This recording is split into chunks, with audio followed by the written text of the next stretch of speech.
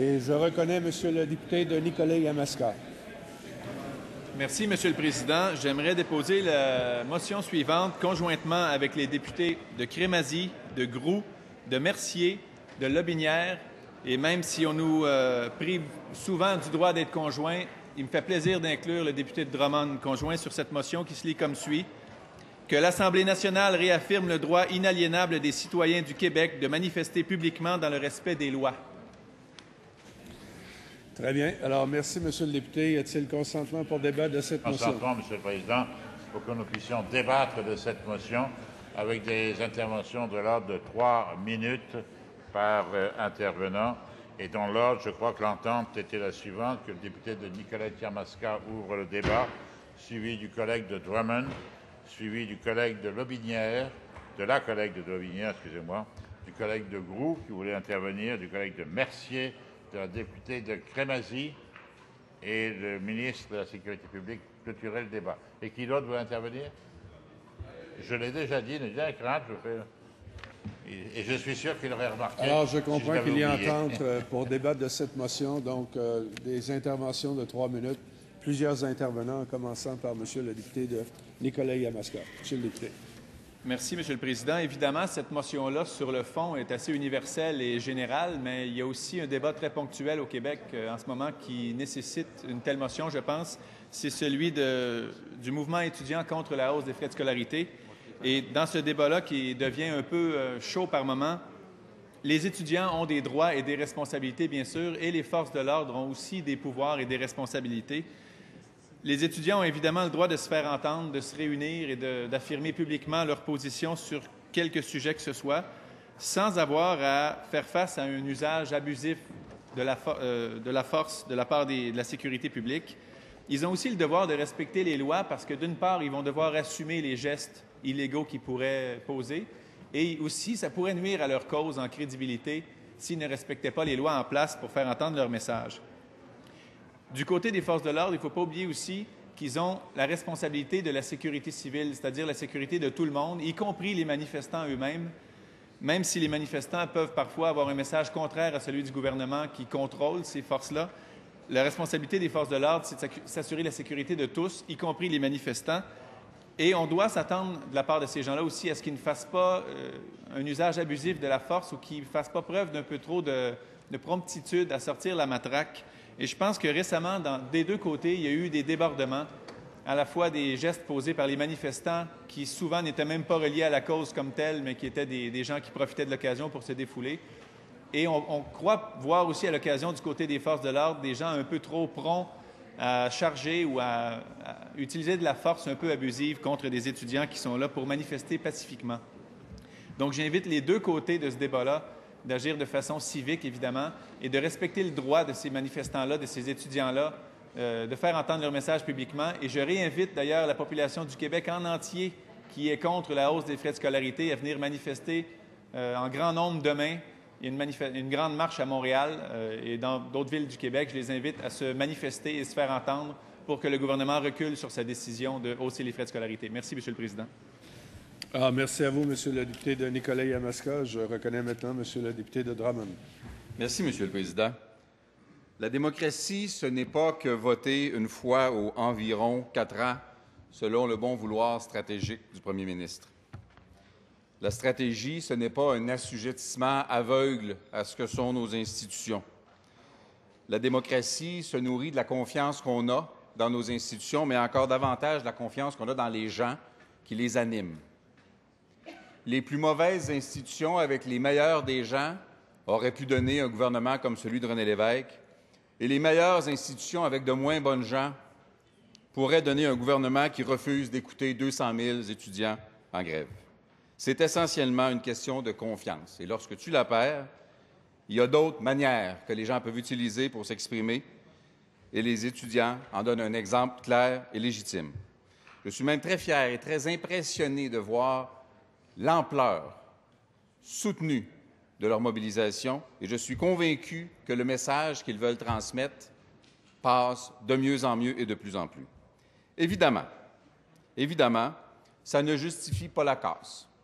Ça ne justifie pas l'obstruction abusive des voies publiques. ça ne justifie pas la violence, ça ne justifie pas la provocation, mais ça ne justifie pas non plus que sur cette base, le contraire se produise. Et surtout, ça ne justifie pas que le principal, sinon le seul argument du gouvernement, à part une campagne de quelques centaines de milliers de dollars d'argent public, mais sur le dos des étudiants, ça ne justifie pas que le gouvernement prenne ça comme principal argument pour essayer de nuire à l'image de l'essentiel de notre jeunesse, qui sera la plus scolarisée et qui sera la plus grande contributrice aux besoins futurs de l'État québécois. Vous savez, lorsqu'en plus de ces étudiants-là dans la rue, il y aura le 22 avril la manifestation du Jour de la Terre, il y aura la manifestation ou des manifestations qui se continueront sur la question linguistique, ou encore les gestes des gens comme les travailleurs lésés par le gouvernement fédéral ou Air Canada.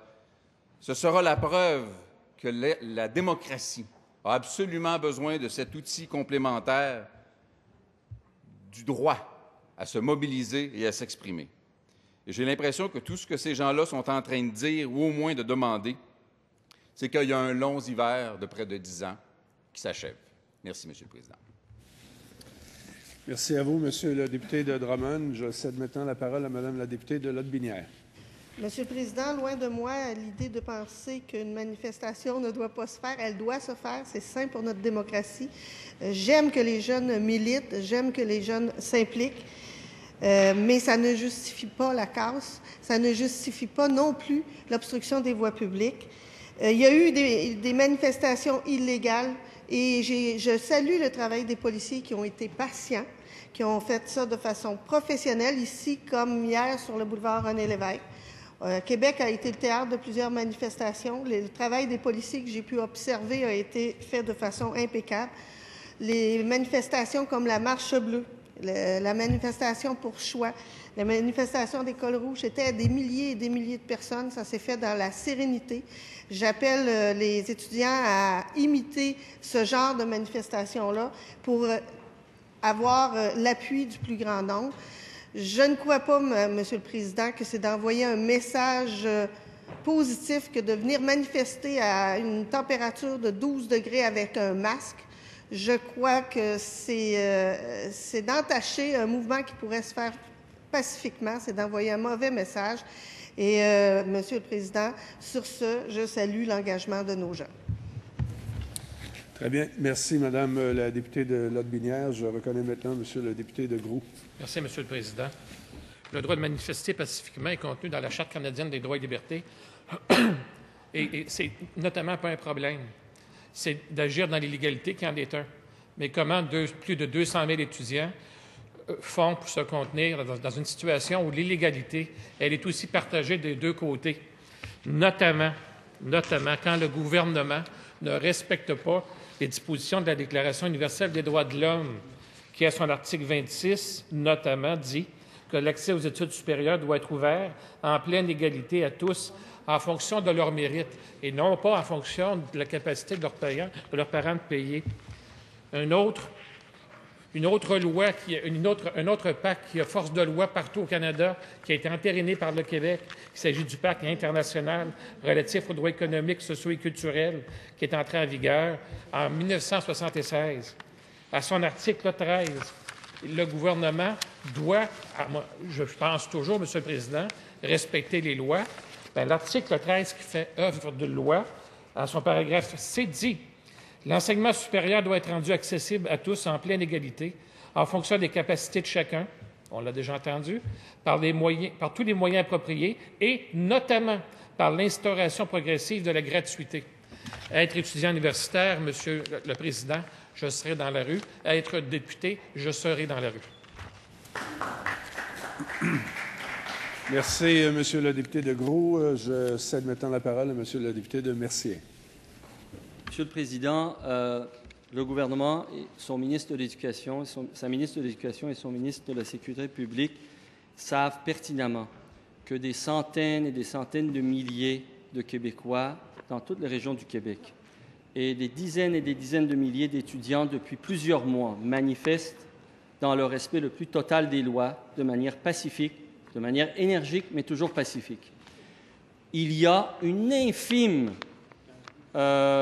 minorité de situations dans lesquelles surgit, oui, sans doute, un certain nombre de débordements, mais la réalité très évidente à mes yeux, c'est que quand on évoque des choses comme l'obstruction des ponts, etc., c'est sûr que c'est jamais quelque chose qui peut être plaisant pour ceux qui la subissent. C'est jamais quelque chose qu'on peut appuyer. Cependant, la réalité est que, de mon point de vue, la principale obstruction sur le pont qui doit relier la jeunesse d'aujourd'hui avec son avenir, c'est le gouvernement actuel. C'est politique, soutenu d'ailleurs par une élite d'affaires au Québec qui veut forcer dans la gorge du Québec et des Québécois qu'on accepte d'aller sur la voie des pires de la classe, des cancres de la classe en matière d'éducation. Parce quand on regarde la réalité, quand on base ses choix sur les faits probants, les meilleurs de la classe en matière d'éducation sont des pays où règne actuellement soit la gratuité, soit la quasi-gratuité de l'accès à l'enseignement supérieur. Ceci étant dit, j'attire l'attention du ministre de la Sécurité publique qu'on a un problème avec nos services de sécurité. Nous en avons été témoins. Moi-même, quelques députés de l'opposition officielle, il y a quelques semaines, lorsqu'il y a eu le poivrage et le gazage et le matraquage devant l'Assemblée nationale. Un étudiant a failli perdre son œil tout récemment. Moi-même, en 2003, j'ai été témoin et moi-même arrêté lors d'une manifestation pacifique à 2 kilomètres de là où l'OMC était réuni. Et tout ça a été toujours dans des circonstances excessivement contestables, de sorte que le Comité des droits de l'homme de l'ONU, depuis plusieurs années, invite le Canada à mener une enquête sur certaines pratiques de la SPVM qui contrevient au pacte international relatif aux droits civils et politiques dont le Canada et donc le Québec est signataire. Ce comité-là a critiqué les arrestations de masse, notamment celle de juillet 2003 où j'étais impliqué, où j'étais arrêté. Et il y a eu 250 arrestations et par la suite, aucune accusation déposée. On a été tous, on a été tous libérés sans aucun problème et on n'a pas été poursuivis parce qu'il n'y avait aucune charge contre nous.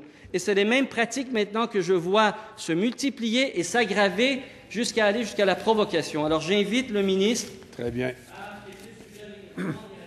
Merci à vous, Monsieur le député de Mercier. J'avais peut-être Madame la députée de Crémazie qui voulait intervenir. Madame la députée de Crémazie. Merci, Monsieur le Président. Voter, c'est exercer la démocratie. Mais il y a aussi d'autres moyens et qui sont très importants. Ce sont celui de contester et celui de manifester. Vous savez, c'est souvent le seul moyen pour les citoyens de vraiment se faire entendre par les gouvernements et de vraiment arriver à faire changer les choses, à attirer l'attention de leurs élus et à leur dire « Écoutez, là, il y a quelque chose d'important qui se passe. » Donc, faire bouger les élus. Je pense que c'est très important que nous réaffirmions tous ici le droit très important, inaliénable des citoyens de manifester, bien sûr dans le respect des lois. Il faut se rappeler tous les combats qui ont été gagnés par des manifestations où les gens se solidarisaient, que ce soit sur des questions qui touchent les droits des femmes, que ce soit pour la langue. On a vu plus récemment des citoyens se rassembler pour contester des entreprises au niveau des gaz de schiste.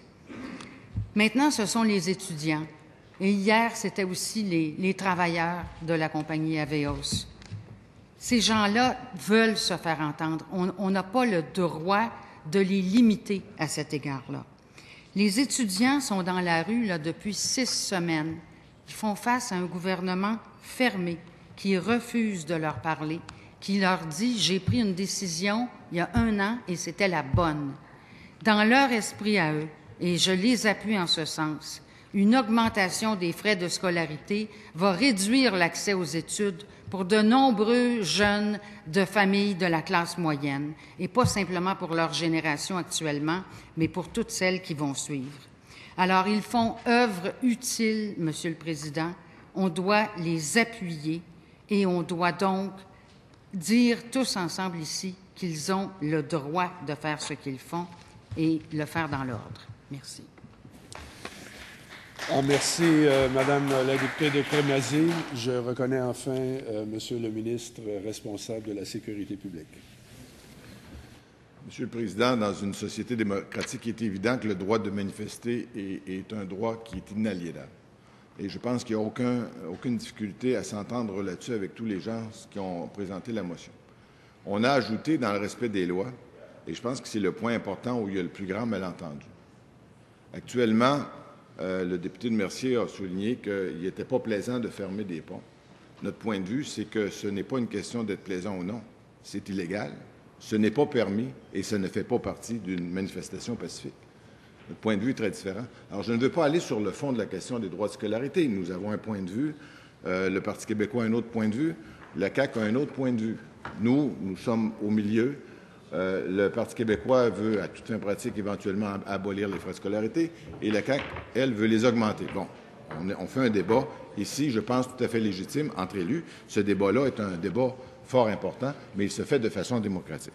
Alors, nous appuyons une motion où on dit oui au droit de manifester, mais nous aurions aimé que cette motion-là prévoit que le droit de manifester doit être encadré en respectant non seulement en allant plus loin que de dire qu'on doit respecter les lois, en disant il faut condamner les gestes, fussent-ils minoritaires.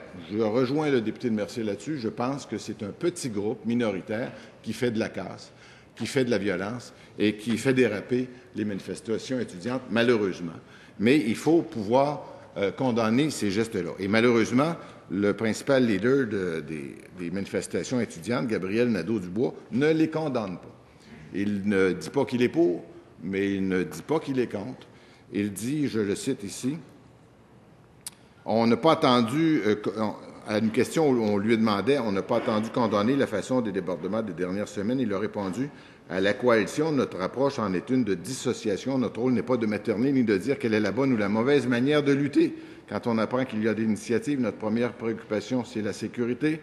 Je passe quelques bouts. J'ajoute que la violence et le vandalisme ne font pas partie de nos pratiques, mais en tant qu'association étudiante, il ne serait pas légitime de s'ériger en autorité morale. Je pense, fin de la citation, je pense qu'il a tort.